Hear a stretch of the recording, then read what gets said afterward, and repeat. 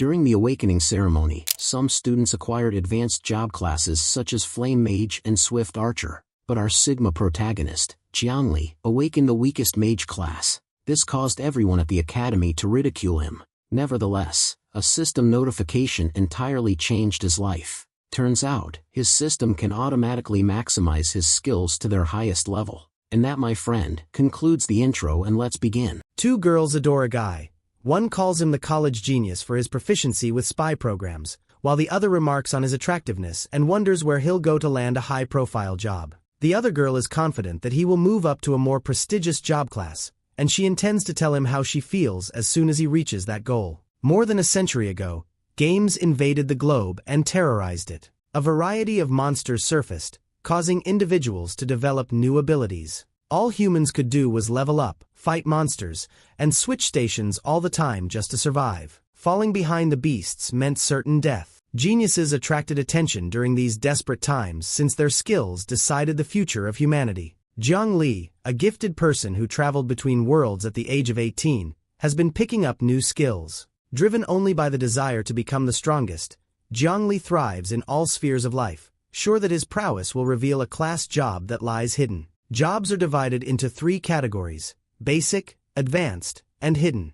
Advancement in each category is more difficult, yet obtaining immense power is like trying to discover a needle in a haystack. The college principal, who asserts that he is always correct, has faith in Jiang Li's limitless potential. However, it goes without saying that being a genius often makes people jealous and unsatisfied. A man approaches Jiang Li and affirms that he is the much-anticipated genius. Yan Xiu approaches Jiang Li with his 2 goons, inquiring as to whether or not he is the much-anticipated genius. What advanced job class is Jiang going to awaken? He asks. Jiang Li remembers Yan Xiu as one of the 3 geniuses, having a strong Golden Class practitioner father, after recognizing him from the Golden Domain Academy. Jiang Li answers Yan Xiu's question in a nonchalant manner, acknowledging that he is unsure about when he will awaken. Yan Xiu cuts Jiang Li off, advising him not to become arrogant or he may awaken an unfavorable work class and risk losing respect. Jiang Li defiantly orders Yan Xiu to free him.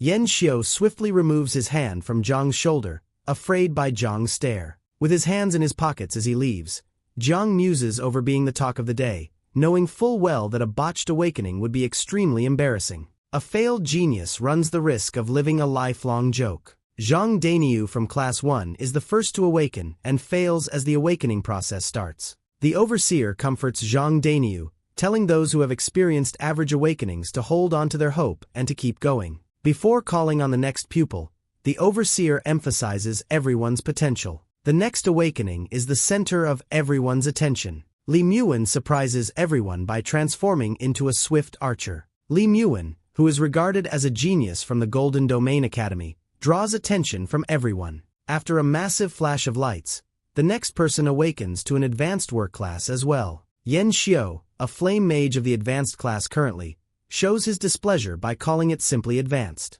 Viewers are amazed by the successive advanced courses and point out that even more capable applicants haven't shown themselves yet. Yan Xiu, however, sneers at their adoration and calls it all folly, claiming that it's merely an advanced job class. Yan Xiu mockingly berates Jiang Li, saying that talent is something that is innate, and calls Jiang Li's efforts ineffective. Jiang Li's awakening is now underway. When Jiang's turn comes, the instructors recognize his remarkable performance and high marks. With a strange roar of blinding light, Jiang begins to awaken. The extended disturbance upon Jiang's waking astounds the principal. He speculates about the result, asking whether Jiang will succeed in obtaining a unique hidden job class. When the procedure is over, Jiang awakens to find himself in the basic job class of magician. A professor, unable to process the unexpected conclusion from Jiang, disputes it, while another appears obviously concerned. Yan Xiu belittles Jiang's awakening by asserting that he is a better flame mage.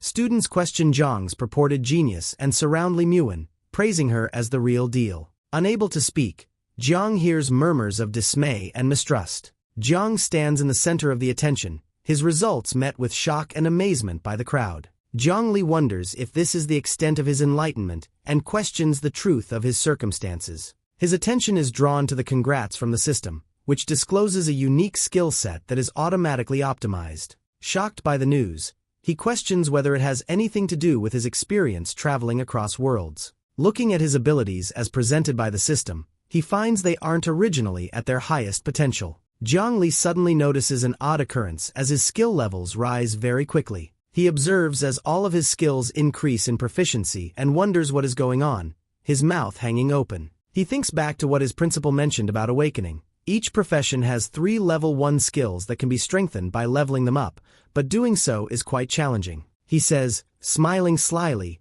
that it was actually rather easy to get the highest degree of proficiency. He claims that the max level benefit is superior to a concealed job class and feels that fate hasn't abandoned him. The principal gives Zhongli a firm shoulder shake, telling him not to give up on his dreams of becoming a higher class member, assuring him of the professor's belief in him, and reminding him of the limitless opportunities that await him as a practitioner. Zhongli expresses gratitude to the principal and promises to keep up his hard work while wearing a determined smile. Zhang returns to class with an artificial smile after receiving a comforting pat from the principal. In the middle of mockery and laughter from others, Zhang comes to terms with the unpleasant reality that people would rather watch a genius fail. Grinning, he muses about his latent ability and muses over the prospect of shocking them all by pulling through. Students hone their aim skills by practicing at the trial shooting range. Yen Su dazzles his friends by shooting fire from his fingers at targets. Yen Su beams with delight as his friends applaud and compliment his extraordinary skills.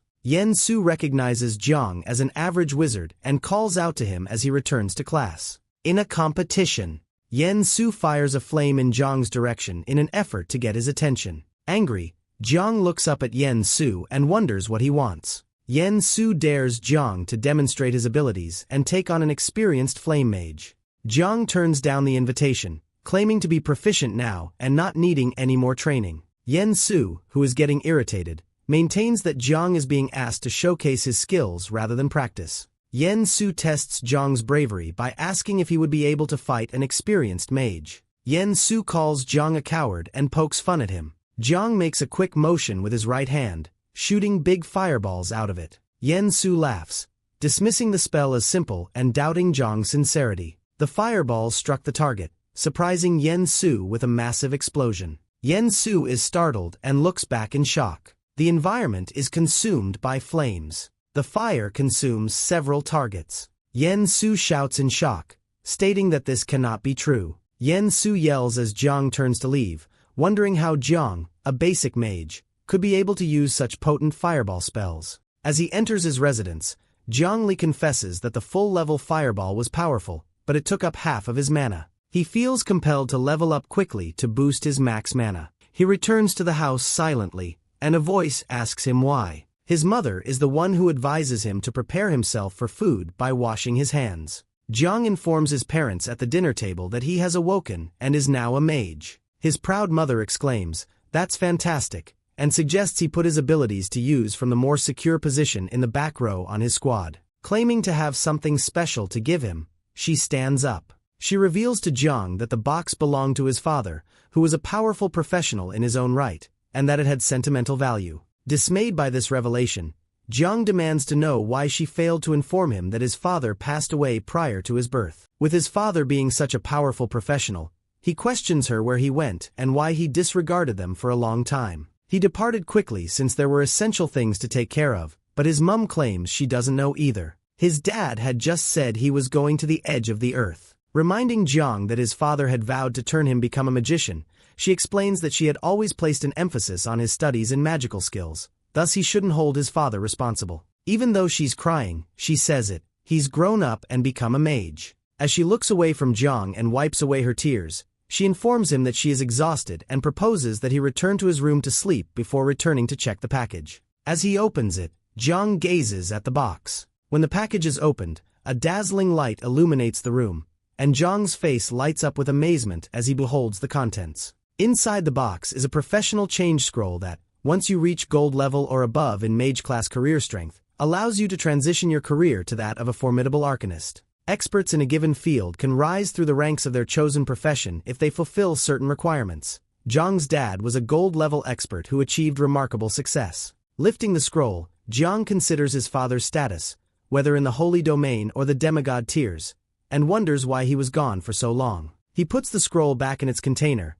resolute in his goal to level up to gold-level professional status before the trial in Jean City starts in 7 days, stressing the importance of being well-prepared in advance. An ostentatious man expresses his disapproval, saying that yet another naive child, who has only just woken up and has no idea how high the sky is or how thick the earth is hastily making his way to the forest in search of death. The idea that the child may have a very strong vocation is put out by another man. One of them looks arrogant as he accuses the other of being blind. He then tells the other to look at Jiang Li, the child, and says, "Look at him. He's so skinny. What else could he be but a mage?" Someone reaches behind Jiang Li and yells, "Little brother," as they seize his shoulder. A girl approaches Jiang, takes one look at his aura, and asks if he is a newly awakened student. She then invites him to join her group. While one of them says they're too busy to accommodate Jiang due to urgent problems, another nods and suggests that Vivi's generosity could be too much.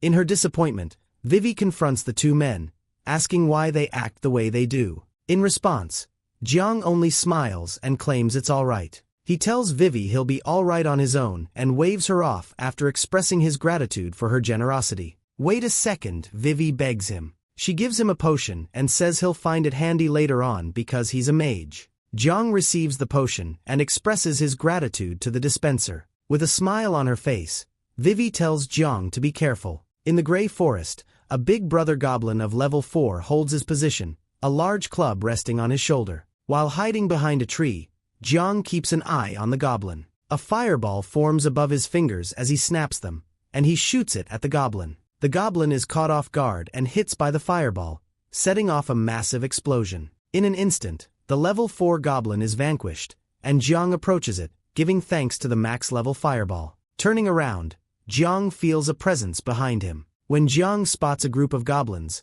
he approaches one of them and asks if the commotion he made drew them. The goblin in question is perched on a branch, brandishing a shining blade. The goblins make fun of him, but he gets ready to kill them all anyhow, claiming that it's for the best that they've come to him because then he won't have to find them individually. Light armor spell is what he employs. A goblin strike is rendered worthless by the shield that surrounds his body. Despite the goblin's best efforts, a maximum level light armor spell remains impenetrable. Now that the fireball spell is prepared once more, Jiang calls upon it. The goblins are hit by the fireball, which causes a huge explosion. All of the goblins are vanquished simultaneously by the fireball. As the system notifies Jiang of his level increase by 1, he grins and says, "It's like using a sledgehammer to crack a nut." He is encircled by an army of goblins. Regardless of their number, Jiang sarcastically claims, the outcome will remain unchanged. Once again, he snaps his fingers to call upon the flame, but this time, it has no effect,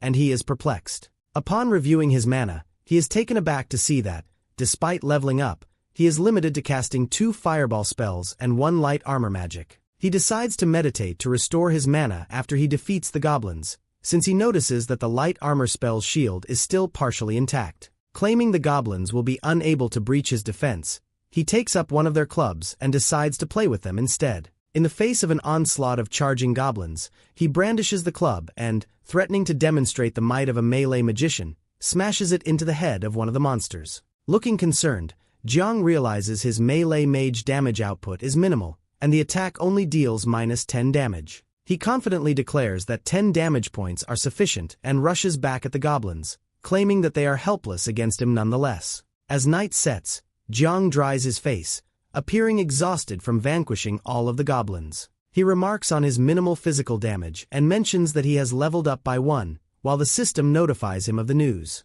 He comes to the realization that his mana is restricted, therefore he can only cast 2 fireball spells. To compensate, he must employ the light armor spell to protect himself while it cools down, which reduces his effectiveness. A resounding crash jolts Jiang out of his reverie as the darkness falls. Who could have produced such noise, he wonders. A magnificent beast shows up. In Jiang's opinion, the timing is ideal for the entrance of an elite monster, and destroying it early on should yield a great deal of experience. He smiles as he tries to cast the light armor spell while raising his fists. He and the elite monster are both perplexed when the shield doesn't materialize. Groaning in fear, he says, "Oh no," as he faces an oncoming threat with no mana and a level 10 giant axe goblin towering over him. The elite goblin prepares to attack Jiang by raising his axe. A strong strike sends the axe tumbling to the ground as Jiang clings precariously to avoid it, creating a massive crater. Jiang looks concerned and says he'll have problems with the current circumstance. To Jiang's surprise, a level 1 goblin surprises him by charging at him from behind. Jiang suddenly remembers the tiny beasts, who he nearly neglected. According to Jiang, he is out of mana and the monsters are tormenting him as a result. As he calms himself and thinks of 3 solutions to the problem, he realizes that he needs to discover a means to meditate in order to replenish his mana. Jiang realizes he can't concentrate on his meditation at the moment, so he steps aside to avoid the stone thrown at him by the little goblin. He retrieves the potion that the girl had given him earlier, reasoning that consuming it would restore just a third of his mana, leaving him just enough to activate the light armor. Retreating to regroup and fight again later is the third choice. Nevertheless, he prefers not to flee.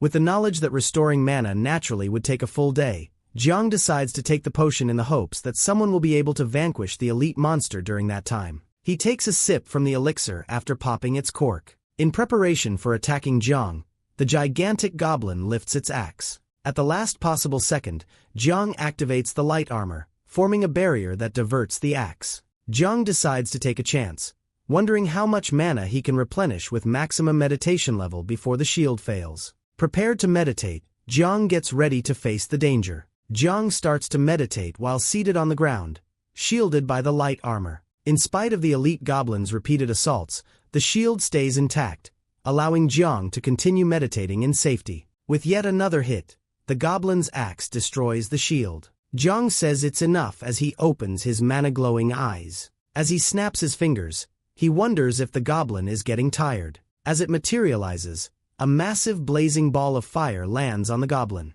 All of the goblins are propelled skyward by the subsequent explosion. While Jiang is on the ground, fatigued, a system notification verifies that he successfully attacked a vulnerable spot, dealing a critical hit. Jiang wipes perspiration off his face as he admits the near miss and extols the might of peak meditation. Feeling elated, he joyfully gains 4 levels after vanquishing the formidable monster. While sorting around the battlefield for treasure, Jiang finds 2 items of black iron gear, a set of lightning-fast gloves and a pair of magnificent leather boots. Jiang considers his fighting prowess and comes to the realization that he must either vanquish enemies quickly or risk death by a single strike. Even though Jiang thinks the beginner's gear is unattractive and unimportant, he decides to hold on to it for the future. Taking stock of his mana capacity, Jiang realizes that assembling monsters for efficient fighting is riskier than grinding them separately. Other cheap, wide-range attack spells would be great, he wishes. The sight of a spellbook fills him with excitement.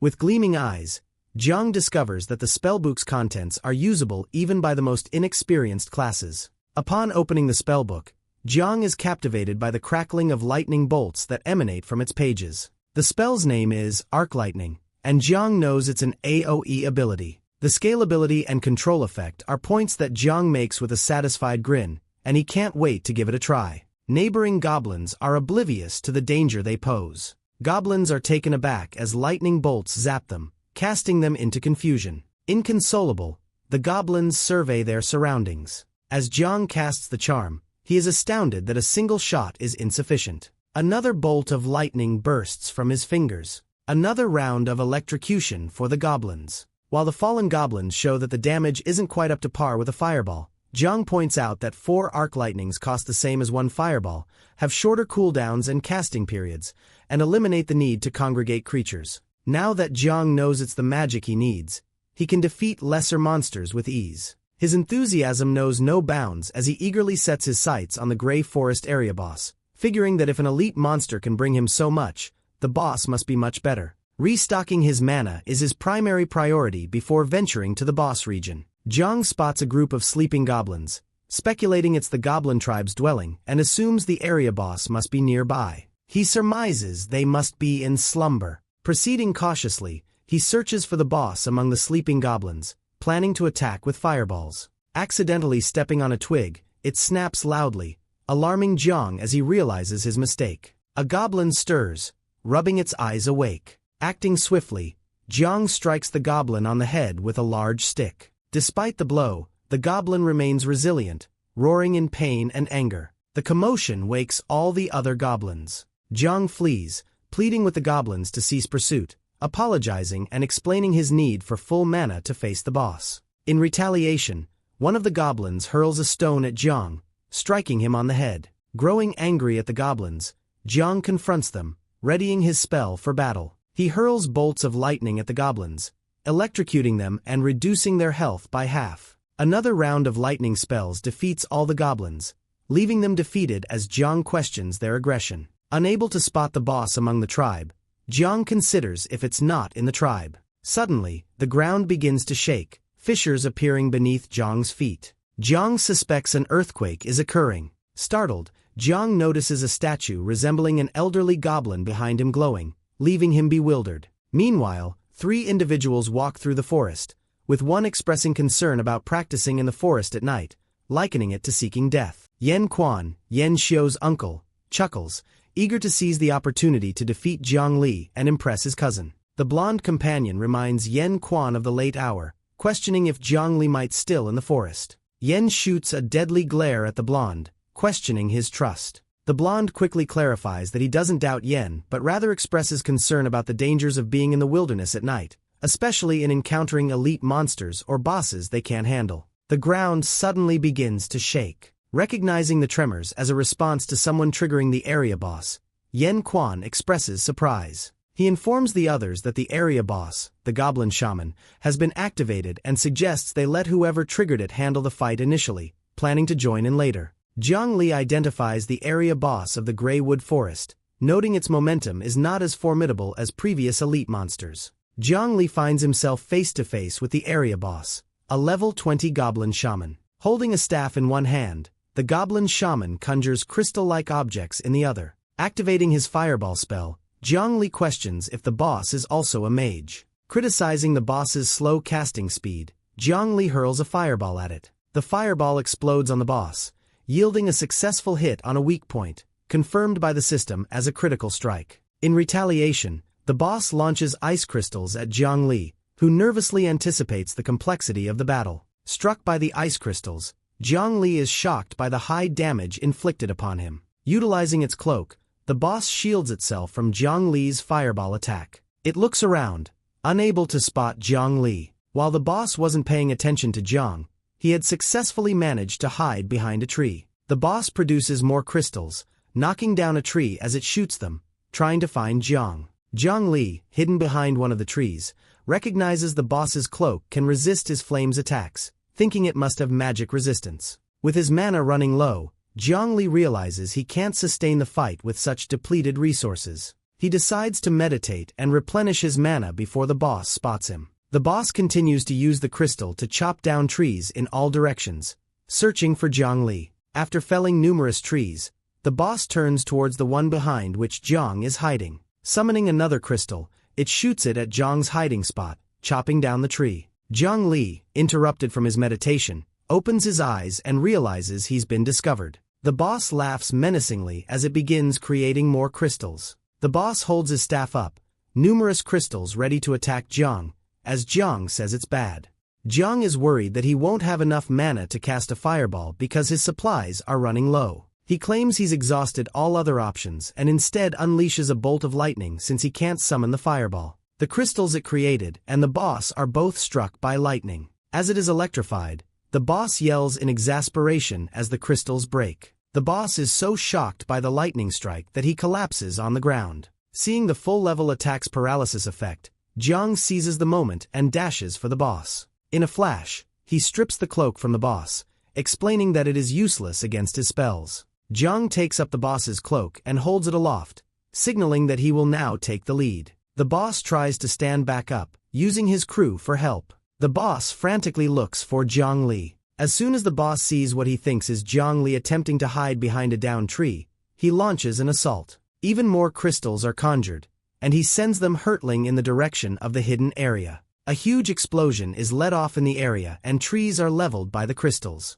As he confidently approaches Jiang Li, the boss can't help but smile. When he notices that Jiang Li isn't there, his grin transforms into dread. The boss searches the area in a panic, demanding to know where Jiang Li is. Quickly preparing his fireball spell, Jiang Li announces the boss's defeat as he steps out from behind. The boss swiftly erects a shield from his staff to thwart Jiang Li's fireball. The fireball manages to penetrate the protection and hit the boss. A second explosion breaks out as the system alerts Zhang Li of a critical hit on the vulnerable spot. While the boss lies wounded on the ground, Zhang Li says that his max-level fireball skill is quite powerful, and that the boss would die due to a lack of fire resistance. Carrying a club, Zhang Li approaches the unconscious boss and makes a comment about their tragic meeting. The system confirms that Zhang Li has reached level 10 after ending the boss's rule with a club blow, granting him a 3-level gain. After taking a look at the spoils of the boss's demise, Zhang Li thinks they're good and can put them to good use.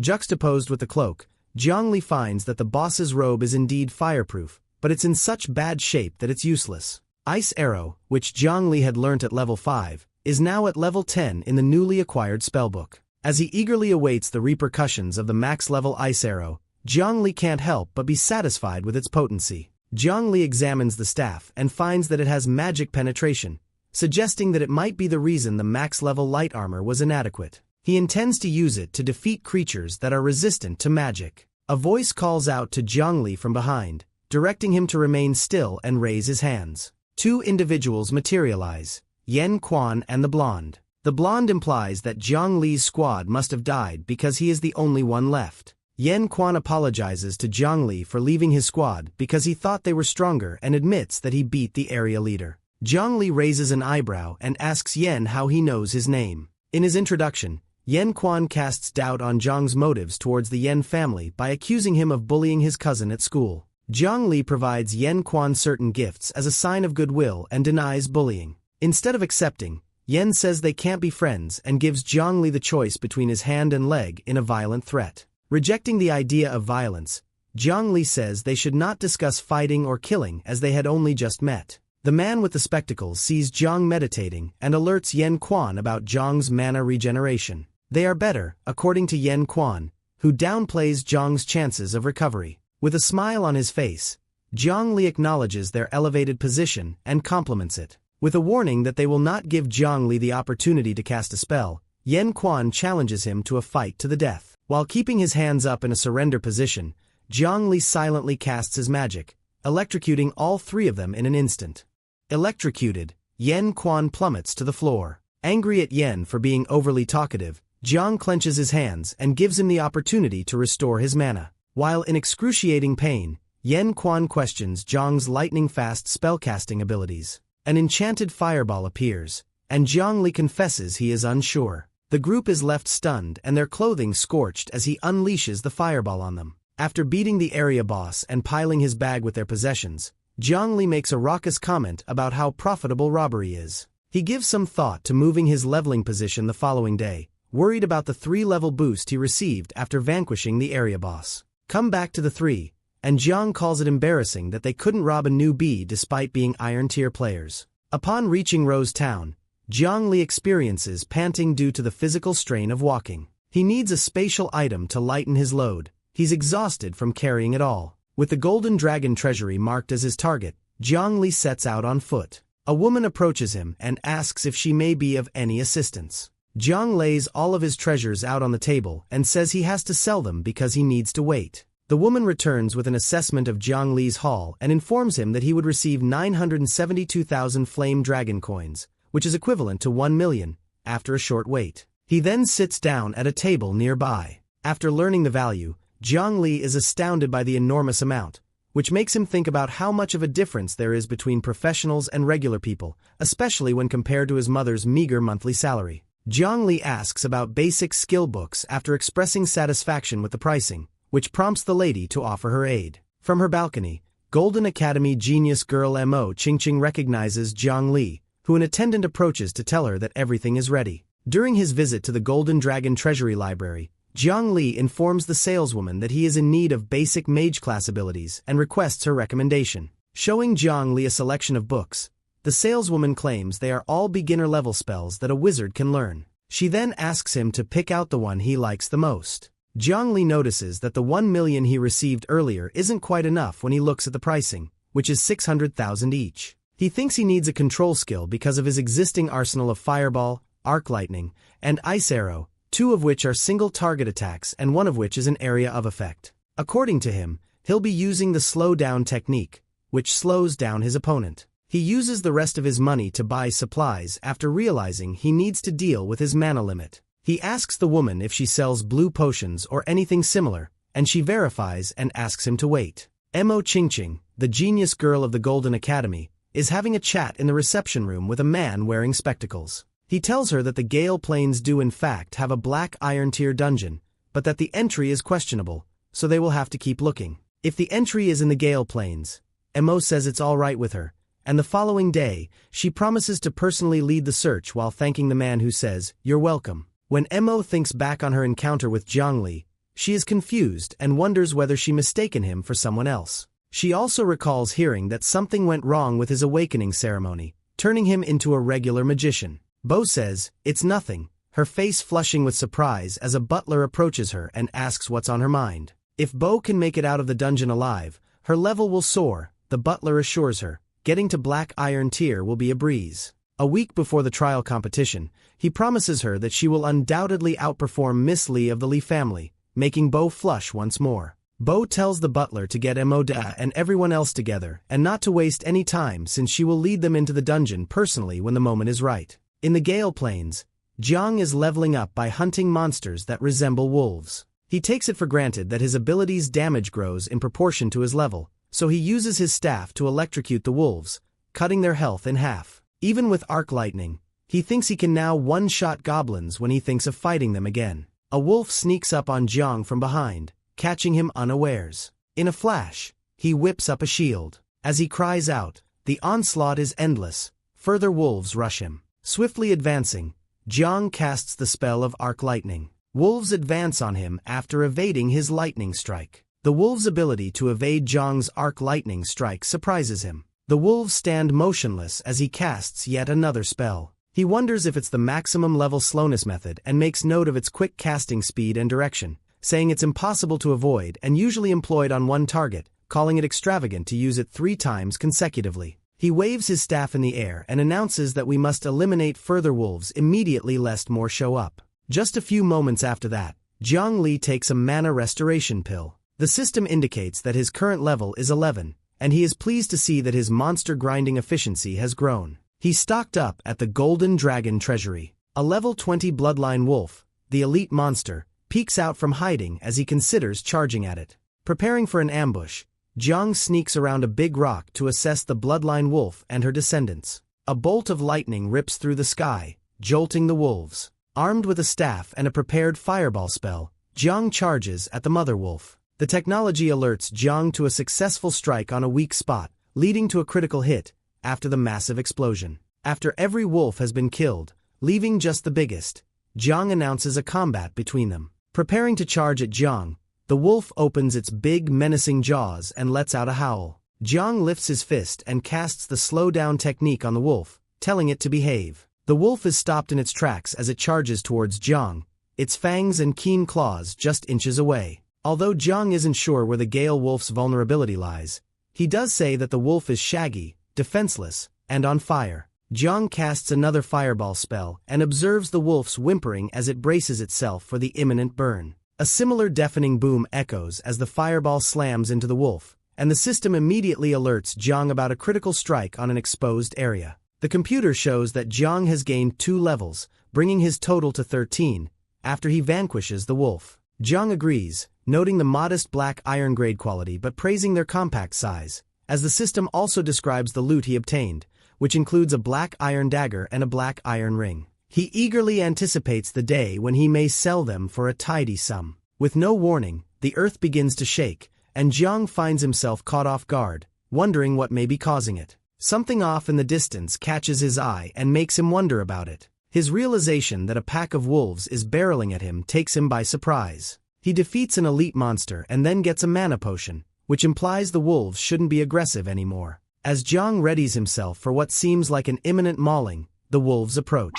Surprisingly though, the wolves ignore him and run right by him. The wolves weren't after him, Jiang realizes, shocked by his good fortune. Given that wolves are social creatures and that only the Wolf King has the power to call upon a huge pack, he reasons that someone must have set off the area boss. With an iron will, the Wolf King chases after the other wolves and claims the boss for himself. Two men and a lady are ambushed by a larger group as they stand at the mouth of a vast cave. One of the men even has an arrow pointed at them. Trio leader with short hair challenges bigger group, calling their exploitative heroics into question. One of the three cries out in agony as an arrow pierces their flesh. The archer scolds the other two for being unprepared to face the boss after the wounded member falls, claiming that they aren't heroes. The Bloodstripe King and their gear are both claimed by him. In a desperate appeal for freedom, the besieged group's commander offers to give up the Bloodstripe Wolf King and all of their gear. The assailant with the bow breaks the deal and demands that the leader give up the female standing behind him,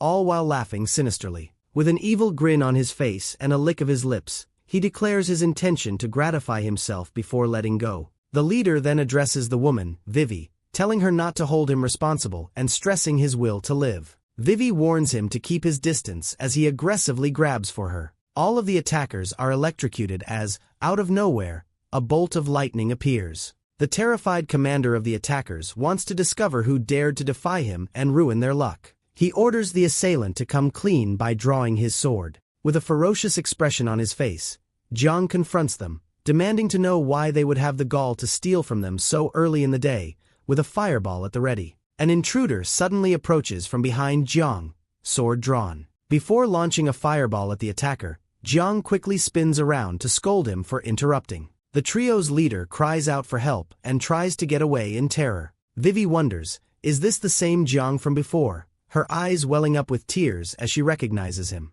The leader of the robbers rallies his remaining allies, acknowledging Jiang's strength in defeating his comrades with a single strike and warning against underestimating him. Baring his teeth, he dismisses Jiang's strength, asserting that ultimately, he is just a mage. Commanding his cohorts to attack together and prevent Jiang from casting spells, he prepares for a coordinated assault. Summoning another fireball, Jiang expresses pity at their reckless eagerness to rush in. With another blast, he questions their apparent eagerness to meet their demise. The robber leader watches in concern as his comrades are scattered in all directions. Enraged, he refuses to accept the devastating impact of a mere mage's abilities. Dropping his weapons and falling to his knees, he begs for forgiveness, claiming it's all a misunderstanding. With a remorseful tone and pleading eyes, he implores Jiang to take Vivi and leave, revealing the location of the Blood Rune Wolf King inside the cave. Jiang commands him to halt, using his staff as a makeshift bow and conjuring a crystal arrow, warning the robber that since he initiated the attack, he should be prepared to face retaliation. Jiang releases the crystal arrow, piercing through the robber's body. He warns of the repercussions from Blood Wolf mercenaries for Jiang's actions, cautioning that there will be consequences. Jiang sifts through his belongings with a smile, noting the enhancement of his mana from leveling up, allowing him to employ multiple skills seamlessly. Vivi redirects her attention to Jiang, expressing gratitude for his rescue. Blushing, she admits to underestimating his power and confesses her earlier concern for him. Rising with a warm smile, Jiang reassures her, stating they are even now as she had also saved his life before. Advancing toward the cave, Jiang invites Vivi to accompany him in facing the boss. Consuming a mana potion to replenish his energy, Jiang strides towards the cave with Vivi by his side, impressed by his defeat of the robbers and his readiness to confront the boss. Observing Jiang's youthful appearance, Vivi wonders if he possesses a hidden, formidable class. The Blood Rune Wolf King, at level 25, slumbers peacefully inside the cave. Peering at the sleeping Wolf King from behind a rock, Vivi reveals her level 20 status and recent attainment of the Iron rank, questioning whether just the two of them can defeat the king. Jiang responds that they won't know until they try, then boldly charges at the Wolf King after launching a fireball. The fireball explodes upon the Wolf King, creating the usual burst. Noticing the absence of a critical hit notification from the system, Jiang ponders if the Wolf King is impervious to fire. Awakening, the Wolf King's visage turns terrifying as he roars angrily, declaring the intruder's demise. Startled by the Wolf King speaking their tongue, Jiang questions the boss's advanced intelligence. The Wolf King charges at Jiang, who deftly dodges aside, realizing the absence of magic resistance. Confident, Jiang casts the slowdown spell. The Wolf King leaps towards Jiang, jaws wide open, ready to bite. Jiang activates the shield spell just in time to protect himself.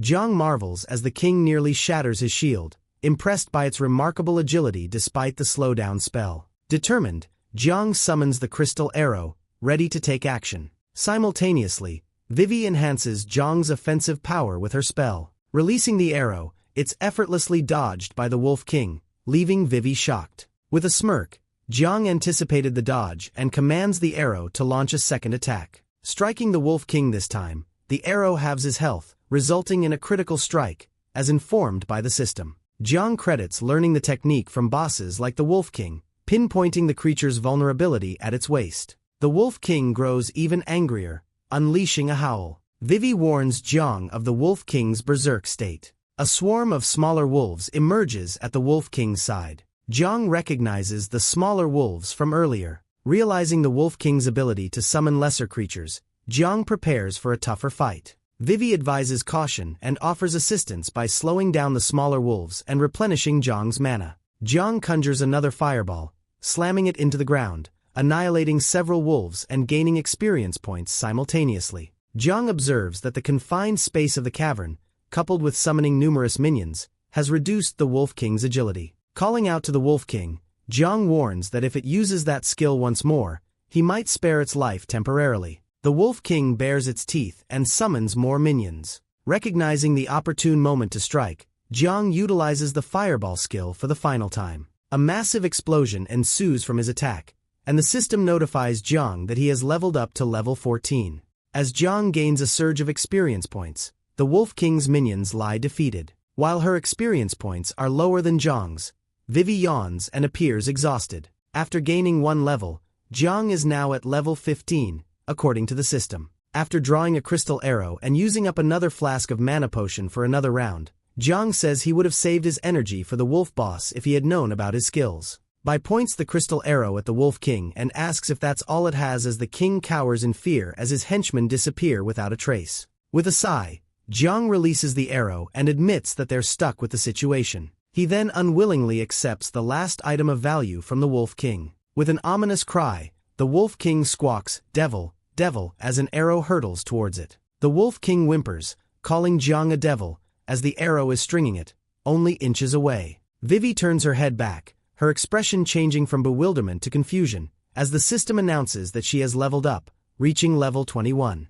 While Jiang is elated to have leveled up by 3 levels in the cave and is celebrating his success with an abundance of wonderful stuff, Vivi is confused to see that even the search function has leveled up. When Vivi sees that Jiang is leveling up by using the boss's summoning power, she smiles and wonders who the true boss is. As Jiang summons Vivi, she begins to wonder if he is serious about her. Vivi puts her palm over her mouth in horror and claims she did nothing to merit the spoils, as Jiang extends the wand she received after vanquishing the Wolf King and gives it to her, saying it's her portion. Vivi takes the wand from Jiang's hand, and he thanks her for helping him restore his mana and increase his magic damage. He then affirms Vivi's value as a good support. Vivi, beaming with joy at receiving the wand, promises to fulfill her support responsibility and quietly reminds herself how essential she is to him. The effects of 2 spells, Lightness Spell and Swamp Spell, that Jiang obtained from the book the boss dropped are checked by the system. As Jiang examines the spell details, he discovers that the Lightness Spell has the ability to accelerate one's movement speed.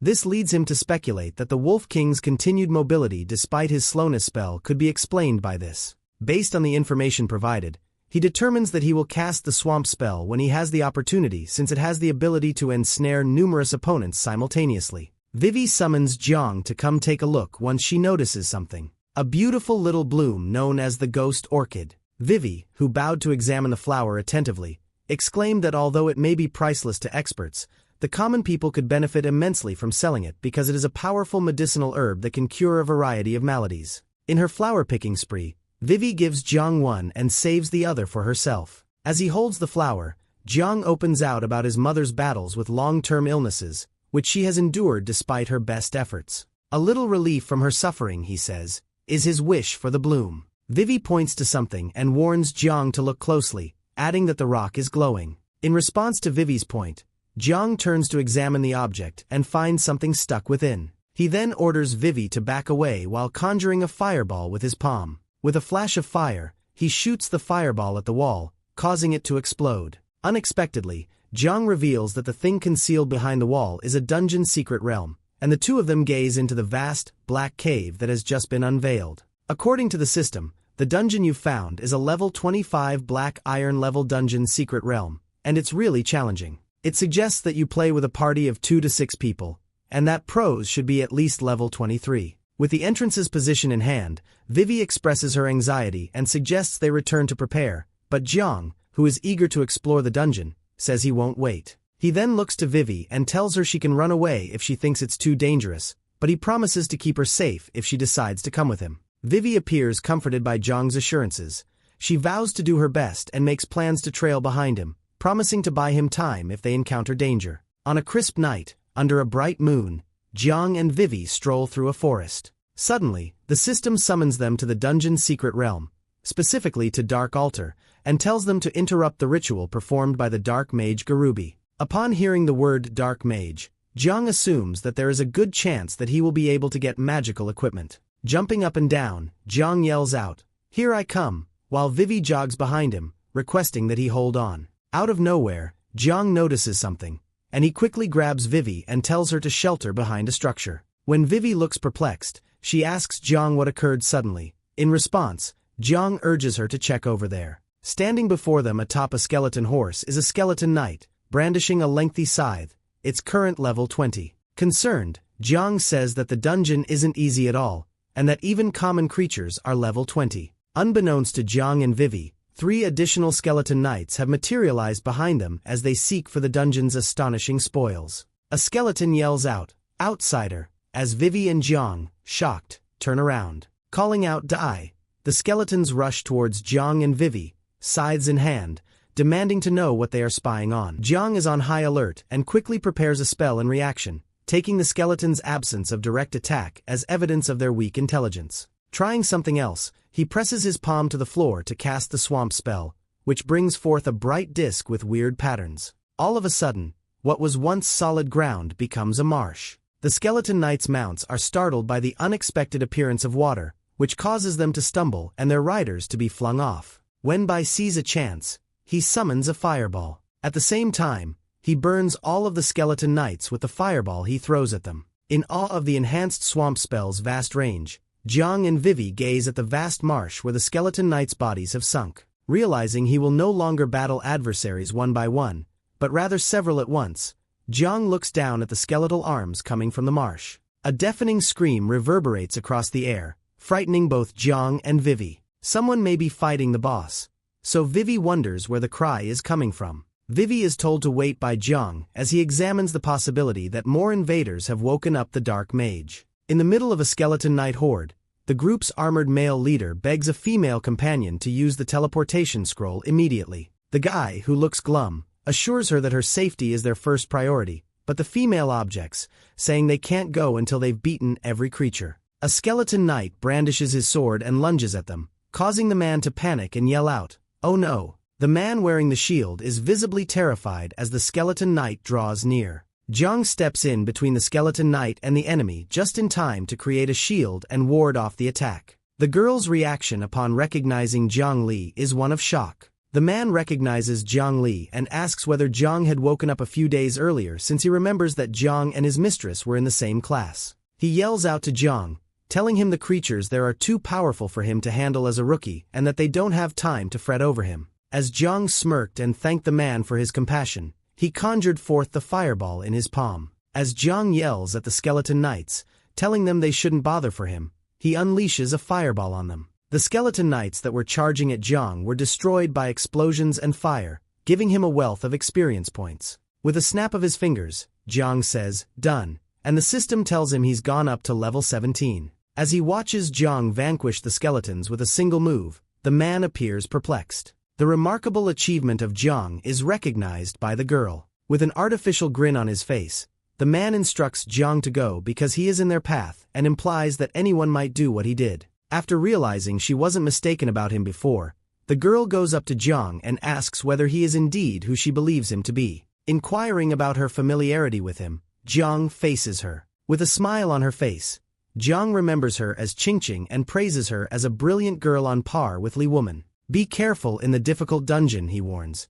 and he wonders if she's there to level up, too. Curling his fingers into a fist, the person clenches his teeth and roars at Jiang, telling him not to be arrogant because they had already weakened the monsters before he killed them. He claims the monsters are elite members of the Black Iron rank. According to Jiang, He will be leaving if they don't have anything further to tell him. He turns to leave, but he can't help but notice that those people are having trouble even with little creatures, making him question whether they can compete with him for the loot from the boss. A little later, Qingqing asks Jiang if he has reached Black Iron rank and implores him to hold on. Until he shrugs and says, "I'm already at level 17, so reaching Black Iron rank shouldn't take long." Jiang says nothing. He then mulls for a while. Qingqing is taken aback by Jiang's rapid progress to level 17 in such a short amount of time and is left wondering how someone did it. Qingqing pulls the pendant from her neck and begs Jiang to help her escape the dungeon. She takes out a bright round pearl-like gem from her pendant and explains it's the Black Iron promotion gem,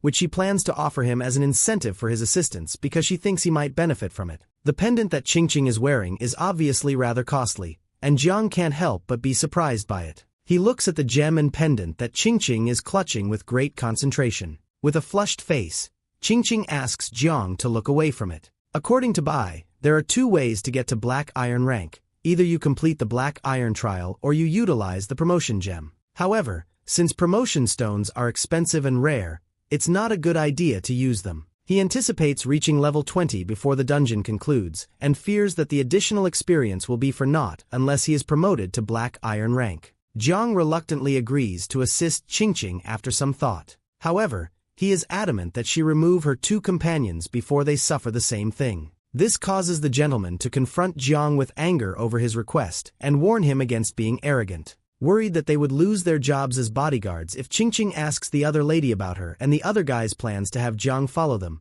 the other woman assures her that they will not allow it. Turning to the woman and the guy, Qingqing tells them straight out that being with them is uninteresting and orders them to go. The man shoots Qingqing a disdainful glance before insisting that they must first evaluate Jiang's strength. The man and the woman indicate to Jiang and ask him to demonstrate his abilities, saying they are curious to see his skills. Jiang, who appears to be smiling, senses their challenge and cheerfully summons a fireball. He then orders them to prepare themselves, adamantly stating that he would not hold back. As Jiang smirked and said that his fireball might be slightly bigger, implying that the guy bears with it for a brief period, he stood with his hand raised above him, an enormous fireball sitting on it. Astonished by Jiang's proficiency despite his inexperience as a wizard, the man is rendered speechless as the fireball hurtles towards him. The fact that Jiang can conjure up a fireball of that magnitude as it approaches him startles him. The man resigns, believing this is his last chance, as he is mere inches from being roasted to death by the fire. Jiang suggests they end it there once he defeats the fireball before it can hurt the guy. Jiang makes a fist and says he won't stop the other guy if he wants to continue. Sweat beads to both their foreheads as the man fakes a grin and effusively compliments Jiang's skills, his heart secretly rejoicing that Jiang has opted to pardon the fireball, rescuing them from danger. They both humbly approach Qingqing, expressing their desire to depart and urging her to attend to herself. Upon seeing Jiang's return, Vivi firmly grasps his arm, conveys her patience, and asks to accompany him the next time, confessing her concern. In response, Jiang assures her that he would do his best. Qingqing looks at Vivi and Jiang and asks, "What's going on between them?" It's as if she has never heard Jiang say anything about having a girlfriend. Vivi, who is still clutching Jiang's arm, instructs Qingqing to call her Su Wei when introducing herself when Qingqing asks how to approach her. It appears like Jiang and Vivi are getting close, and Qingqing is quietly worried about it. Suddenly, Qingqing steps in between Vivi and Jiang, causing Vivi to be startled as she asserts that she has something to talk to Jiang about while simultaneously shoving Vivi away and taking hold of his arm. Qingqing presses her hand against Jiang's arm and asks him, "Did you really have trouble awakening?" Jiang confirms, stating that he is just an average wizard, and Qingqing continues to question him. Turning to Qingqing with a smile, Jiang proclaims that having a certain occupation isn't always necessary to be strong. He goes on to say that he has his own ways. Shortly after using the lightness spell to lift himself a few feet above ground in the middle of a massive fireball, Jiang vanquishes multiple monsters and gains enough experience to reach level 18. Standing beside Qingqing, Vivi says that Jiang's actions stun both of them at first. Qingqing then asks if Jiang has always been so careless. Qingqing is perplexed by Jiang's seemingly superhuman abilities, which are likely at the beginner level. A level 27 boss skeleton knight commander and many common skeleton knights ride skeleton horses that have sprouted hooves.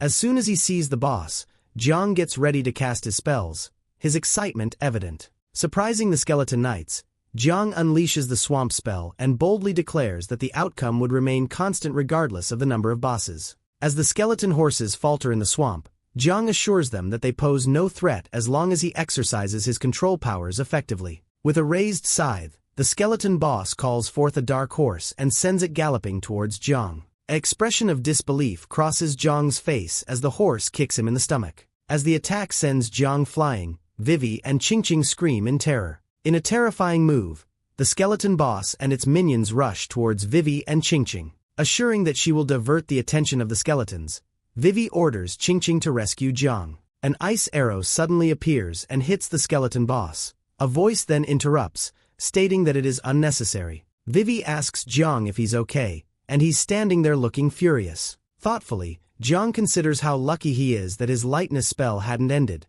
Otherwise, the horse's blow would have inflicted more than a minor wound. His expression betrays his shock as he confesses he was unaware the boss possessed long-range attack techniques. As Vivi approaches from behind, she casts a spell that she claims would heal Jiang. Jiang and the other two are attacked by a swarm of skeletons. With her eyes closed, Qingqing asks the holy light to protect her comrades, make her foes look weak, and make them attack harder. Her aura also seems to be enveloping her. Qingqing tells Jiang that now is the moment to use a group magic assault after a massive burst of holy light pushed back the skeleton knights and the boss. Jiang gestures with his hand as if he comprehends, then conjures lightning bolts. The skeletons are zapped by the lightning. Vivi is astounded by Qingqing's usage of the blessing of holy light, and Jiang expresses amazement that his lightning spell is inflicting more damage. According to Vivi, the blessing of holy light grants its bearer the capacity to deal holy attribute damage, which in turn inflicts weakness and blindness on opponents. Since Qingqing just used it, Jiang's attacks will do several times as much damage. After Jiang recognizes the power of the blessing of holy light spell, Vivi figures out that Qingqing must be a holy priest to cast it. The skeleton boss recovers from its immobility and gets ready for another assault.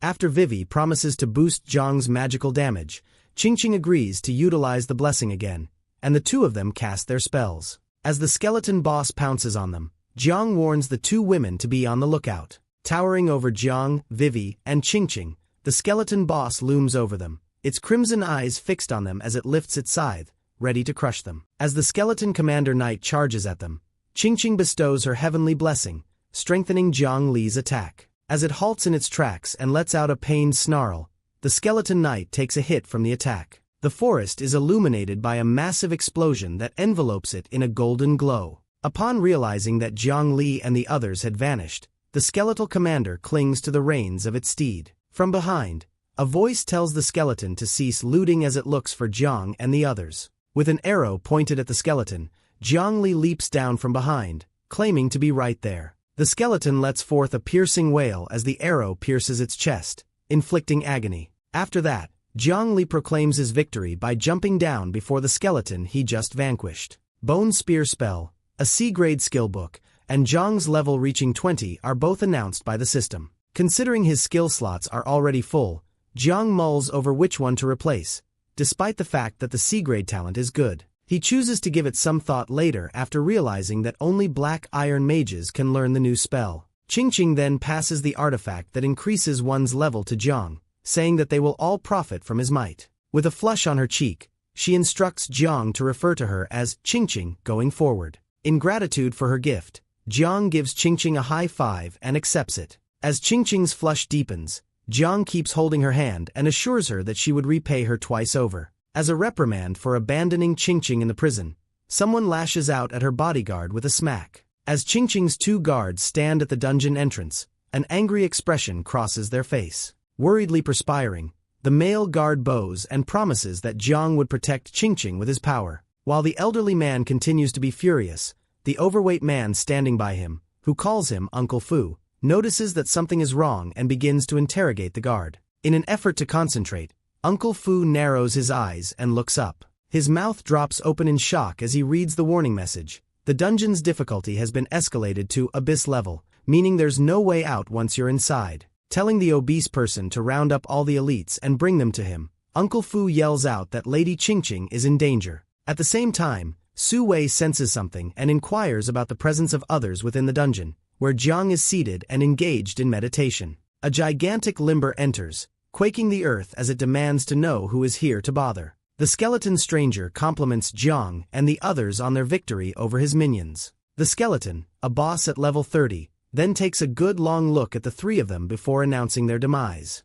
Upon viewing the dungeon boss, Qingqing's expression turns horrified. She stresses the need of being quiet so as not to interrupt Jiang when he is making his breakthrough. Suddenly, additional individuals burst in, and one of them announces their arrival. Uncle Fu and a group of 12 people quickly go to Qingqing to see whether she's okay. Upon seeing him, she appears relieved. Upon noticing the newcomers, the dungeon boss inquires if they are reinforcements. After that, he summons an energy ball from his hands and scolds the bothersome intruders. The visitors are sent flying backward by the intensity of his onslaught. As a joke, one of the new hires asks the boss if that's all he has. The man is startled when, seemingly out of nowhere, a gigantic beast swoops down and lunges at him. Huge and wingless, the creature slouches down and puts its weight on top of that man. Shocking everyone, the lower demon lord bares his fangs and demands to know who summoned him. With an eye towards the sky, the dungeon master proclaims that he has called upon the demon lord and is presenting all those in the room as sacrifices. Even to cover his holes, mankind are unworthy, according to the demon lord, who snarls with his enormous jaws clenched. Just then, a figure appears, challenging the demon lord who will be offered as a sacrifice. Everyone is being rallied to fight back by Jiang, who has awakened from his breakthrough and is now at black iron level. The result is still up in the air, he says with a grin. Looking over to Jiang, Uncle Fu wonders what the lone black iron mage will do. All of a sudden, Jiang unleashes a barrage of assaults resembling sharp drills on the demon lord. Sharp blows puncture the demon lord, who cries out at Jiang and questions his desire for death. Uncle Fu is shocked but still isn't convinced it's enough as he watches the demon lord hurt by Jiang's attacks. Then, in order to save Lady Qingqing, he yells out orders for his students to assault the demon lord. Multiple explosions occur on the demon lord's body as all spells cast at him hit him. At the same time, Uncle Fu tells Jiang to bring Qingqing somewhere safe. With a brilliant aura enveloping his body and glowing eyes, he draws back his blade, saying so. Now that he's involved, the demon lord charges up an assault while yelling at everyone, his jaw hanging open. While yelling, "Death to the people," he unleashes a massive bolt of energy from his lips. With a swung of his enormous sword, Uncle Fu orders his followers to charge in pursuit. He blocks the demon lord's enormous beam of attack. Still clutching his weapon, he uses an excessive amount of stamina and trousers. Gazing up at the demon, he scoffs, his eyes burning with rage. As he charges his sword, he charges headfirst into the demon, using his most powerful method to impede its progress. He proceeds to leap into the air, brandishing his sword, before descending onto the demon. Still, with a grin on his face, the demon boss reaches out and grabs the sword with 2 fingers. After that, he painfully wraps his fist around Fu's waist. While still clutching Fu, the demon taunts him, demanding to know whether that is his sole possession. With tremendous force, he throws Fu. Fu smashes into the floor, a sound of agony escaping him. As soon as Qingqing sees this, she attempts to dash towards her uncle, but Jiang intercepts her. Uncle Fu is commanded to flee by the one wearing spectacles as a monstrous figure looms above him.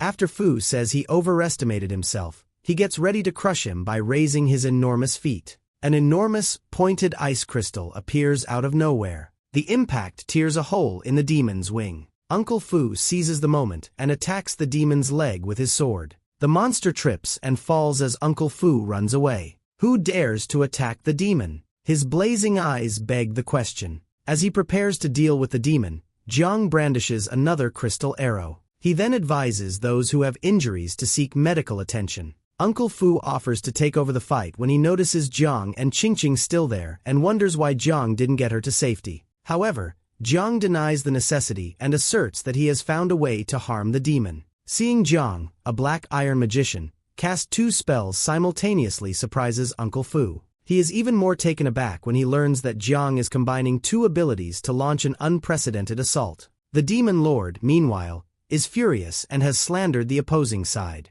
Subsequently, he accuses Jiang of terrible deeds and charges at him at full speed. Dodging the demon's onslaught, Jiang quickly leaps back into the air. Jiang, while in the air, shoots a ray of attack towards the demon's wings. With a smile on his face, Jiang inquires of the demon lord whether his wings are his weak point. If Jiang destroys the demon's wings, his magical source, the demon will be deprived of his magical abilities, according to Jiang. He comes tumbling down, describing how his school fights the abyssal demons, the worst enemy mankind faces. However, the dungeon boss considers the wounds to be minor, pointing to their impressive healing capabilities. He goes on to say that he is impatient and needs to reawaken his abilities, but the demon lord unexpectedly grabs him from behind, shocking him. As Jiang and the others watch in terror, the boss of the dungeon cries out for compassion. The dungeon boss is brought above the demon lord's mouth as his mouth grows. After a single swallow, the demon lord finds himself inside the belly of the dungeon boss.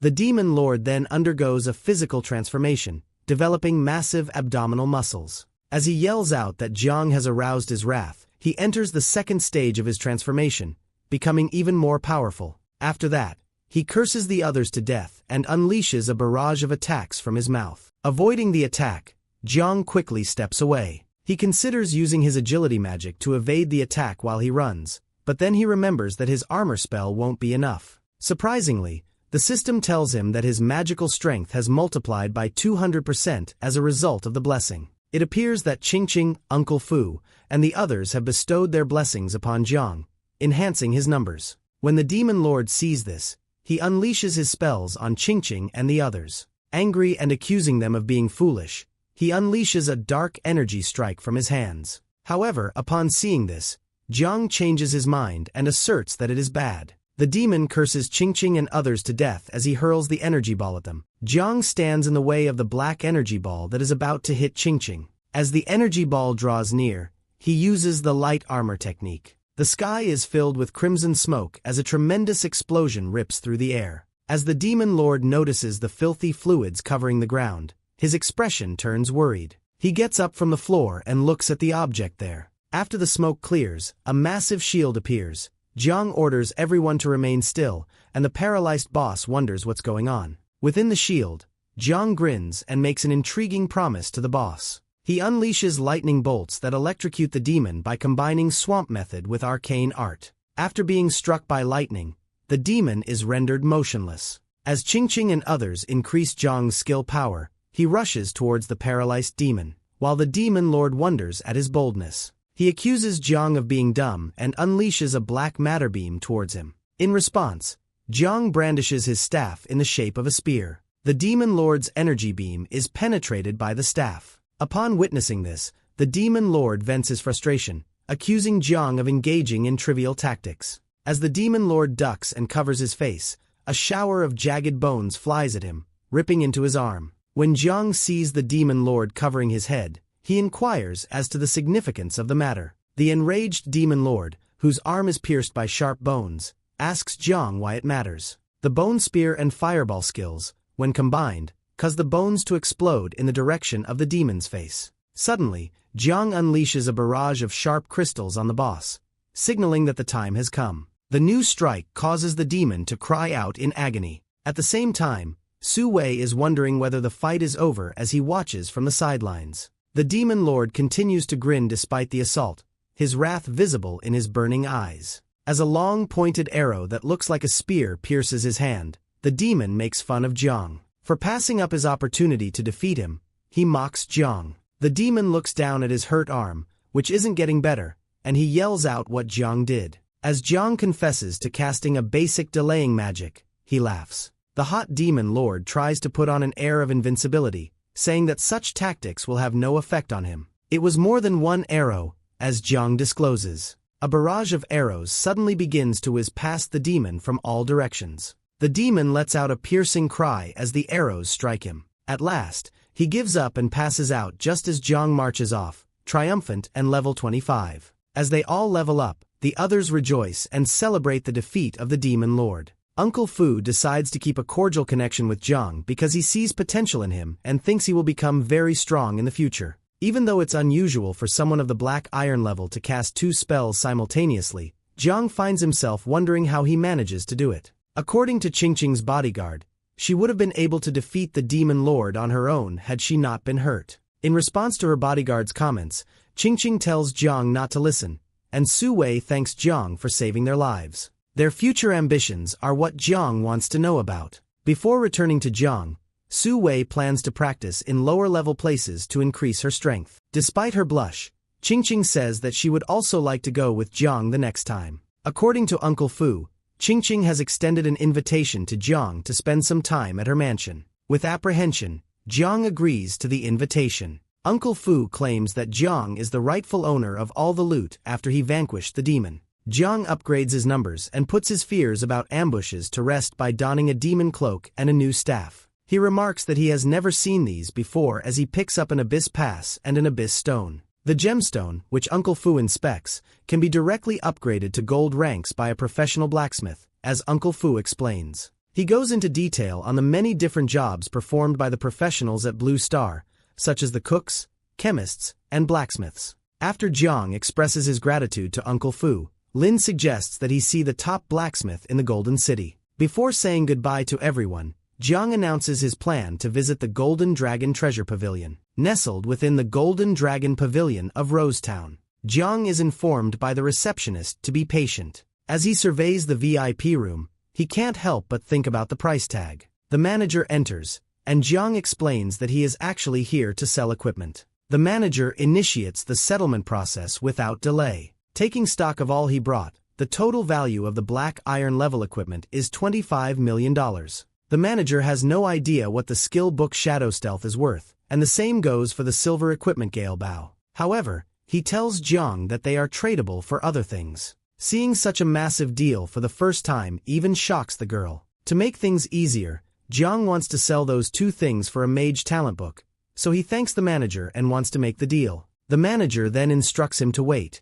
and they both enthusiastically comply. Nevertheless, his identity remains a mystery to the manager. "Just call me Jiang," is his response. In Jin City, no one has ever woken up after just 2 days to the level of Jian, according to the manager, who is sipping coffee. Astonished, Jiang inquires, "How are you aware?" The management jokes that, with the correct amount of money, the Golden Dragon Pavilion's IQ is spot on. In response, Jian inquires about a bronze-level promotion orb and whether the manager knows of any blacksmiths. The manager mentions that he knows of a master blacksmith. After that, the girl gives Jiang a list of things she wants to trade. Plus, they awarded him a purple Golden Dragon card with a flat 10% discount on anything because he sold so many stuff this time. Get a head start on your trade with a flat 10% discount on the bronze-level promotion orb. The manager slams the table down out of nowhere. He asserts that, "I will charge you only 16 million for the orb. Consider it making a friend."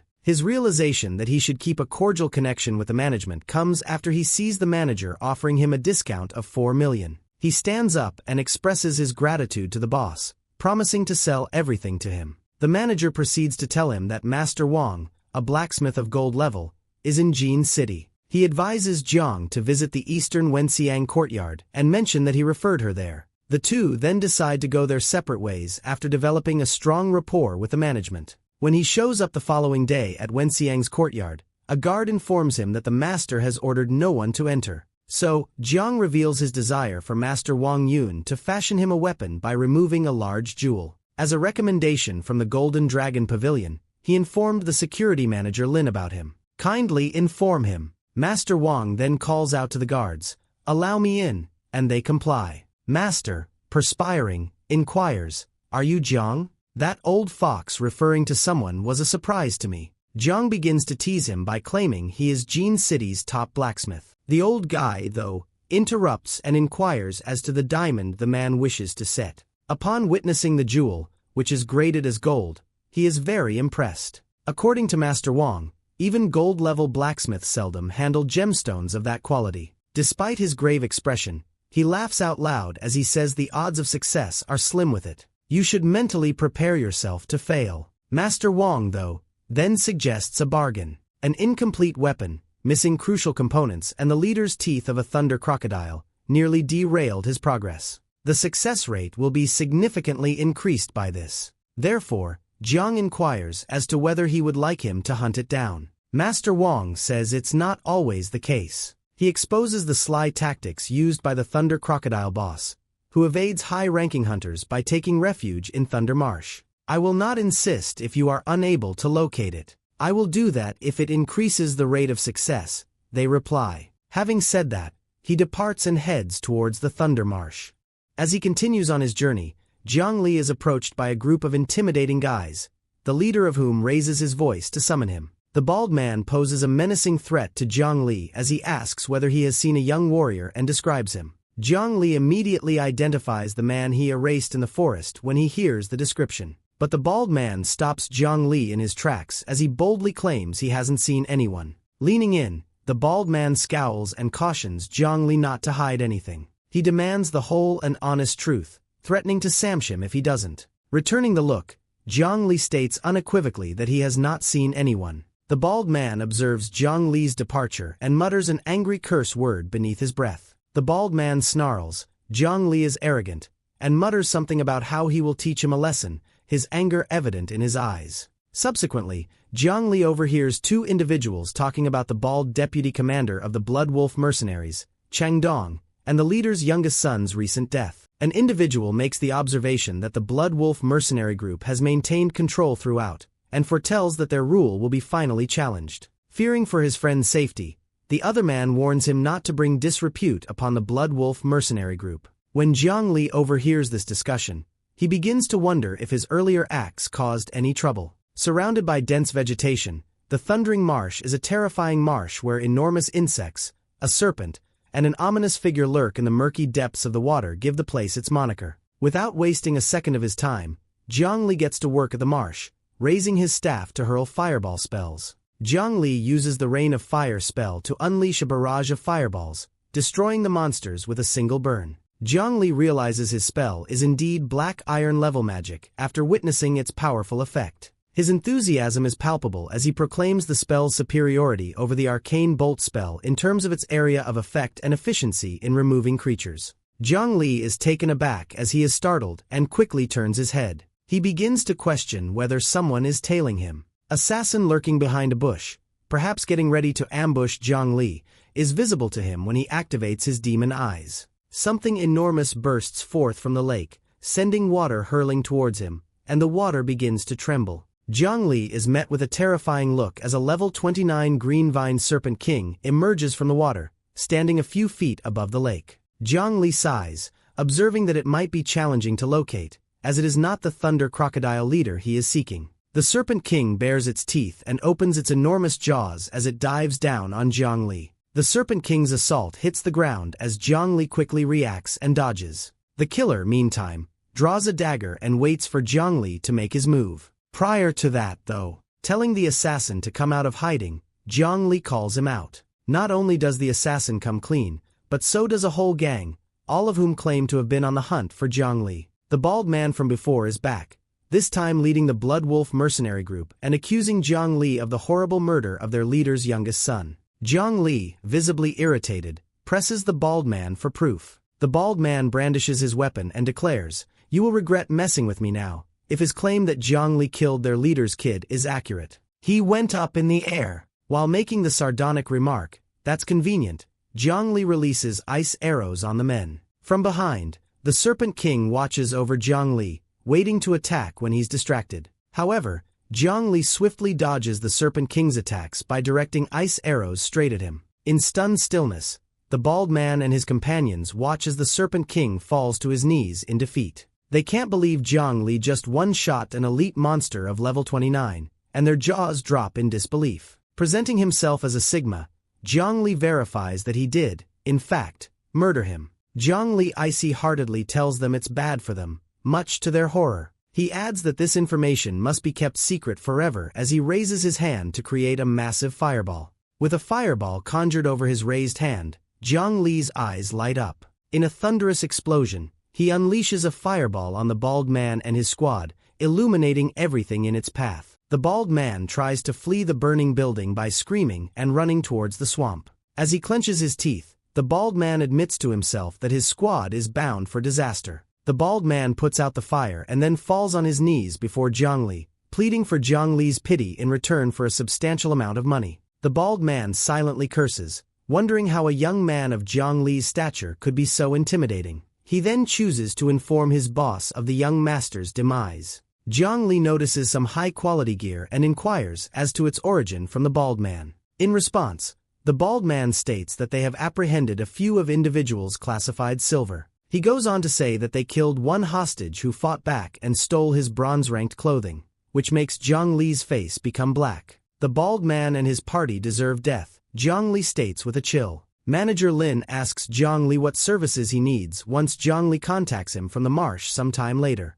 Jiang Li nervously assures Manager Lin that the gem setup is doing well, but adds that he needs to contact about another issue. Manager Lin is asked by Jiang Li to investigate the Blood Wolf mercenary group. Manager Lin should move quickly, as Jiang Li has agreed to pay the sum. Blood Wolf Mercenary Group is a name that clearly unsettles Manager Lin. Nevertheless, he consents to conduct an investigation and promptly dispatches an official to do so. Manager Lin dries his forehead and tells Jiang Li not to be too severe, regardless of his problems with the group. In response, Jiang Li says he was simply surprised. As Jiang Li looks down at the lifeless body of a bald man, he recognizes Chen Dong. Manager Lin identifies Chen Dong as the deputy leader of the Snow Wolf Mercenary Group, clarifies his position, and then inquires about Jiang Li's future intentions. After some consideration, Jiang Li announces that the group's strongest member is only reaching bronze level, and that he wishes to take immediate action to safeguard his loved ones. Manager Lin gives Jiang Li high marks for his integrity and devotion before laughing briefly and going into further detail about the Blood Wolf Mercenary Group.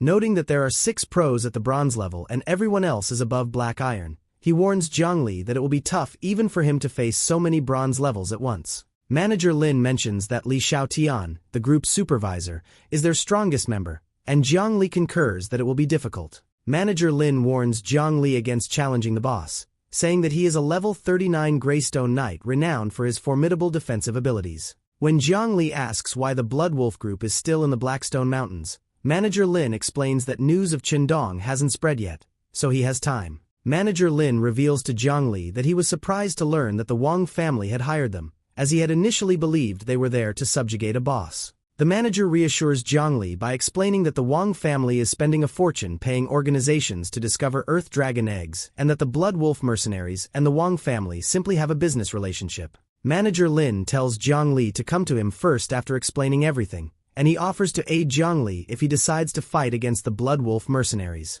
Master Lin and Jiang Li meet in the fusion chamber of the Golden Dragon Pavilion to go over the restricted talent slots that each person possesses. According to Master Lin, the fusion chamber, where one can combine spells to make room in their skill slots, was constructed by the Golden Dragon Pavilion. Along with Master Lin's further instruction that fuses cannot be undone, Jiang Li initiates the fusion process. After reading Jiang Li's spells, the log combines the Fireball and Arc spells into a new one, Lightning Ball. While he is thrilled, Jiang Li is taken aback by how simple it is to acquire new spells in this manner, which allows him to save a lot of skill slots. After expressing his gratitude to Master Lin for his assistance, he explains that he has another issue to address and promises to pay for the spell fusion and the information himself. Master Wang claimed that the Thunder Crocodile leader's teeth might increase the success rate of setting a gold-level gemstone, but the boss is untraceable, according to Jiang Li. Master Lin confesses that he has something planned for Jiang Li and laughs as he says he expected this. A female assistant hands Master Lin a handkerchief with an object inside, which he describes as bait to entice the Thunder Crocodile to come out. Master Lin explains that the equipment Jiang Li just bought will pay for everything, and then some, and Jiang Li gratefully takes the bait. Master Lin wishes Jiang Li prosperity as he confidently accepts the bait and hums in acknowledgement. Jiang Li goes back to Thunder Marsh later that day and drops the bait into the marsh. As tiny bubbles form in the air due to the buildup of electric charges, the bait sinks into the swamp. A tremendous bolt of lightning hits the marsh with a rumble that shakes the very foundations of the ground. Jiang Li shouts out in excitement that the crocodile boss has finally shown up. As it rises from the depths, the 33rd Thunder Crocodile leader looms above Jiang Li with its enormous stature. Level 33's Thunder Crocodile leader looms over Jiang Li, its enormous mouth open and teeth flashing in anticipation of attack. Jumping and using the light body technique, Jiang Li manages to evade the crocodile boss's strike and then lands on top of it. Jiang Li says, with a smirk on his face, that the crocodile boss is very good at picking its battles. "Today," he exclaims, raising his hand, "I have been encountered by you," as he shoots ice arrows at the boss crocodile. The crocodile boss lets out an ear-piercing roar as the ice projectiles hurtle at it. All of a sudden, Jiang Li is struck by a tremendous bolt of lightning. The lightning attack even shocks the boss monster, but Jiang Li has utilized the light armor technique to summon a barrier and repel it. After that swiftly responding, Jiang Li swiftly raises his hand once more, unleashing a barrage of ice arrows at the crocodile boss. He then proclaims that the battle will now come to a close. The crocodile boss takes some damage from the ice projectiles, but its scales protect it from much more harm. Jiang Li concedes, while continuing their fight, that the crocodile boss possesses exceptionally thick skin. Upon touching down, Jiang Li determines that attacking from the outside won't be effective, so he devises a strategy to strike from within, where it is susceptible. Jiang Li conjures a fireball as the crocodile boss widens its jaws wide in preparation to pounce. He then jumps up into the air and hurls the fireball into the crocodile boss's gaping mouth, making fun of it the whole time while saying, "This is a gift for you, boss." As the fireball detonates within the mouth of the crocodile boss, unleashing a tremendous explosion of flames, Jiang Li pivots around. This led to, as the crocodile boss thuds down to the ground, the whole area trembles. Jiang Li, full of resolve, raises his staff and unleashes the sluggish technique on the crocodile boss. When this technique hits, the crocodile boss loses all of its limbs and becomes immobile. Asking if the crocodile boss wasn't aware that electricity amplifies the explosion of flames, Jiang Li raises his staff and makes the comment. Perched on top of the crocodile boss, close to its mouth, Jiang Li remarks that the battle was simpler because the crocodile boss freely opened its jaws. With a final yell to the crocodile boss, Jiang Li manages to kill it and receives 127 experience points, leveling up his character. Jiang Li thinks back on how efficient it was to combine his two techniques. It did double duty by damaging the bone spear technique while simultaneously weakening it. His ability to combine the bone spear and ice arrow techniques is now far greater than when he used them alone. Looking back at the crocodile boss, Jiang Li is unsure of what to do next, pull out its teeth or do something else entirely. Hours later, as darkness descends, Jiang Li patiently awaits outside Master Wang's blacksmith shop, perched on a chair as he slumbers. As he drifts off to sleep, his head rests on his hand. Just then, Master Wang, who is still perspiring profusely from his exertions, swings open the door and informs Jiang Li that it is finished. Master Wang assures Jiang Li that the embedding is flawless as he stands up and anxiously inquires about its appearance. Even though Jiang Li's material collection should be better, he still managed to create a golden abyss staff and shows it off. This divinely crafted golden abyss staff can cast spells with a penetration level of 450, enhanced with the bonus ability Demon Mark, which immobilizes the enemy and quadruples their damage. As he nervously rubs the back of his head, Jiang Li confesses that this was his very first experience working with materials. Holding the staff in his hands, Jiang Li is astounded by its penetrating power. Plus, the crew possesses a formidable skill, giving Jiang Li the confidence to know that he is now fully equipped. Master Lin unexpectedly calls Jiang Li through video chat right now, which takes him by surprise. Jiang Li accepts the call by pressing the green button. Across the screen, Master Lin informs Jiang Li of some crucial information. The Blood Wolf mercenaries want to raid the Earth Dragon's lair the next day, and he has already communicated the precise coordinates to you. Upon discovering this knowledge, Jiang Li proclaims that the Blood Wolf mercenary corps must be abolished. At the outskirts of the Blackstone Mountains, inside the Blood Wolf mercenary camp, an informer reports to the boss about Chen Dong's death. Hearing this, the boss, Li Xiaotian, is stunned and shocked. The deputy leader, Zhang Zhe, tells Li Xiaotian that Chen Dong's last message was that the murderer of Shao Qing is a young mage. Li Xiaotian angrily remarks that the culprit must think nothing of the Blood Wolf mercenaries for daring to commit such an act. However, Li Xiaotian says that royal matters are more important right now than chasing the culprit. Zhang Zhe tries to argue, but Li Xiaotian shuts him up angrily, stating that the royal matters are more vital and revenge can wait. Li Xiaotian then summons all the mercenaries and instructs them to prepare to move out. All the mercenaries heed Li Xiaotian's command and get ready to follow his orders. Meanwhile, unbeknownst to everyone, Jiang Li is hiding behind a nearby tree, spying on the Blood Wolf mercenary camp. His eyes are fixed on Li Xiaotian as he wonders if that's truly the leader. Standing before the mercenaries, Li Xiaotian says that after all their hard work, they've finally located the Earth Dragon's lair and declares it's the best time to attack. He also informs them about the death of Chen Dong at the hands of their enemy and vows that once he advances to silver rank, he'll make the enemy pay. Clenching his fist, Li Xiaotian swears to make their enemies regret ever messing with the Blood Wolf mercenaries and promises to never abandon his brothers. The mercenaries, thrilled by Li Xiaotian's speech, cheer and shout praises for their leader. Still hidden, Jiang Li decides to follow them and strike by surprise when the time is right. Later, Li Xiaotian and his men come face to face with the dragon and find it truly intimidating. Raising his weapon, Li Xiaotian orders the brothers to charge forward. As the men rush towards the dragon, it prepares to defend itself against the intruders. Swinging its clawed paws, the dragon slams into the men, sending them flying backward with tremendous force. The mages among the group begin casting fireball spells at the dragon. An assassin charges forward and climbs onto the dragon's scaly tail. Using his dagger, the assassin strikes at the dragon's tough skin multiple times. However, the dagger breaks instead of piercing the dragon's scales. Noticing the assassin, the dragon swings its tail,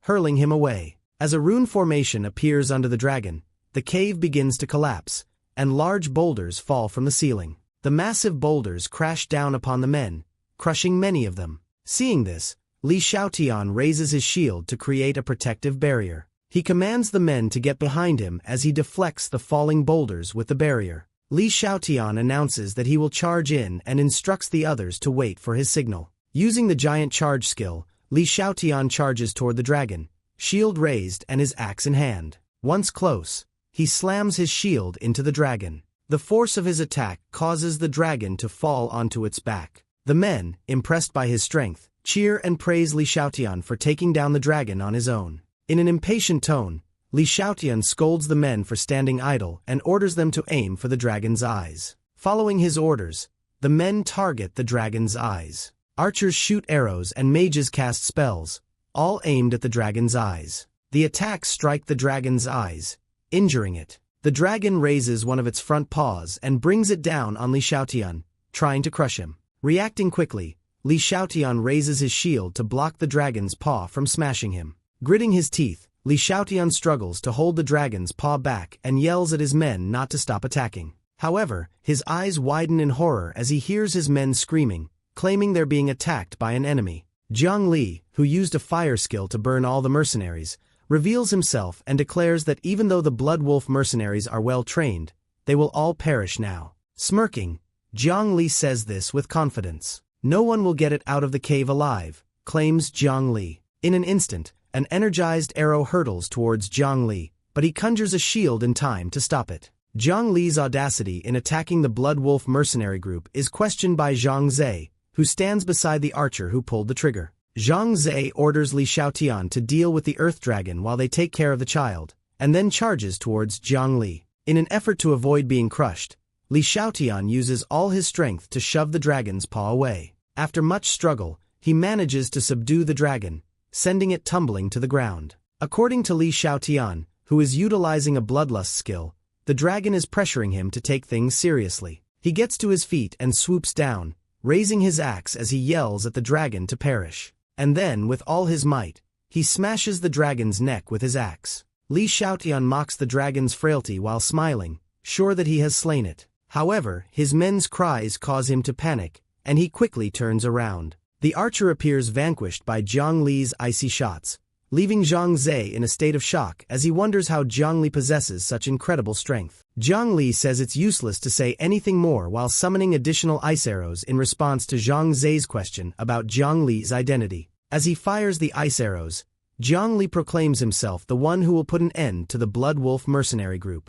At that very second, Li Xiaotian rushes forward, shield in hand, to rescue Zhang Zhe from the incoming arrows. But Li Xiaotian is taken aback when the ice arrows, which are incredibly powerful, manage to cut through his protection. Li Xiaotian deserves commendation from Jiang Li for being a true warrior and for his formidable defenses. Upon realizing that Jiang Li is powerful and knows him, Li Xiaotian assumes that Jiang Li is responsible for the deaths of his son and Chen Dong. After Jiang Li approached him, he said it's time to make amends. With a raised hand, Jiang Li accepts the challenge and prepares to use a skill. Li Xiaotian and Zhang Zhe are taken aback when, out of nowhere, the earth under them becomes a swamp.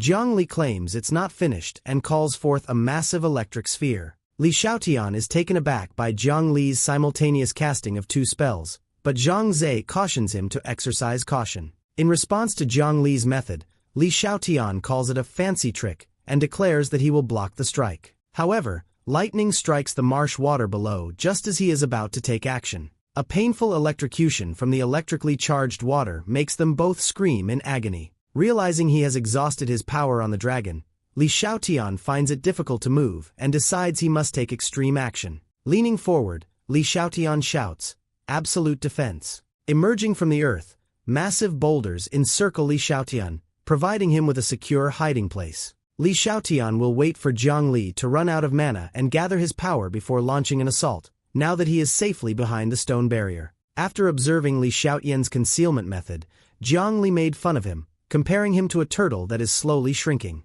Jiang Li summons a huge ice arrow and declares that this is the perfect moment to use this ability. Next, he targets the stone barrier with the ice arrow. The icy arrow breaks the stone barrier in two. Master Lin says that news of the Blood Wolf mercenary group's demise has spread and that Jiang Li will now be famous. A few days later in Rose Town, within his pavilion, he elaborates by saying that no one knows who Jiang Li is just yet, and that everyone is relieved that the Blood Wolf mercenary group was vanquished because they were wicked. According to what Jiang Li read in the press, the moniker is Black Mage. Jiang Li sighs and prays that this incident doesn't escalate the situation. Just then, the room's door swings open. As Mo Qingqing and Vivi make their way into the room, Mo Qingqing enthusiastically approaches Jiang Li and asks if they can practice together for the professional trial competition. As Mo Qingqing holds Jiang Li's other arm, Vivi asks, her voice tinged with jealousy, when Jiang Li first met Mo Qingqing. Concerned, Jiang Li believes this problem cannot be avoided at this point.